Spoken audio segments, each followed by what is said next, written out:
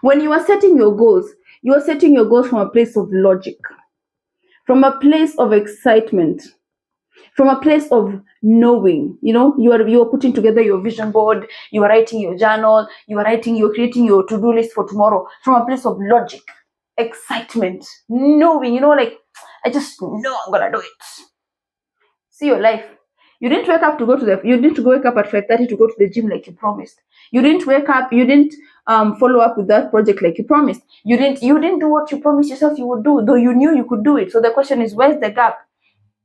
What causes this gap between concept and reality? Why do talented people suffer? Why does reality not match up with people's talent? It's because we ignore capacity. Because you need to understand one thing. Even if your aim is to run, if your aim is to run or sprint, if your capacity can only facilitate walking, you will walk.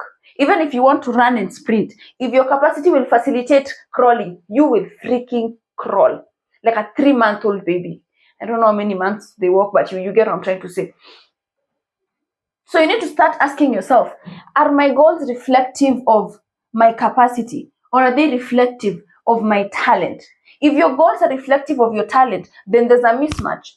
They need to be reflective of your capacity, but hold the passion of your talent. This is not me asking you to play it down. This is me asking you to play it smart.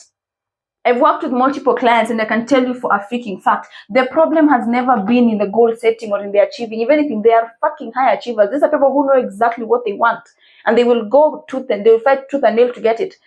The gap has always been in their capacity. I've seen it multiple times, and it makes me laugh because it's like the simplest things are keeping you people stuck in the hardest places. Quite frankly, that is what is keeping you stuck. So and I know you're probably wondering, oh, Coach Tina, how do I do it? Listen, I'm gonna give you some. Relax. What you're gonna do is do nothing, first of all. What you're gonna do is determine who you need to be.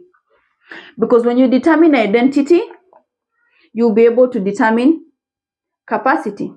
Like I said, your capacity might be reflective of your lower self, but your talents are reflective of your higher self. And because your brain cannot put these two things together in one room, you end up dealing with cognitive dissonance. That's where the stress comes in, the procrastination, the feeling of frustration, like I don't know why I'm stuck. It's this. So you need to determine identity. Now, when I talk about identity, I'm not talking about the name on your birth certificate or the name on your ID or the name on your health. I'm not talking about that name that your parents gave you, Onyango. I'm talking about the story. Identity is not title. Identity is energetic story. Book a call.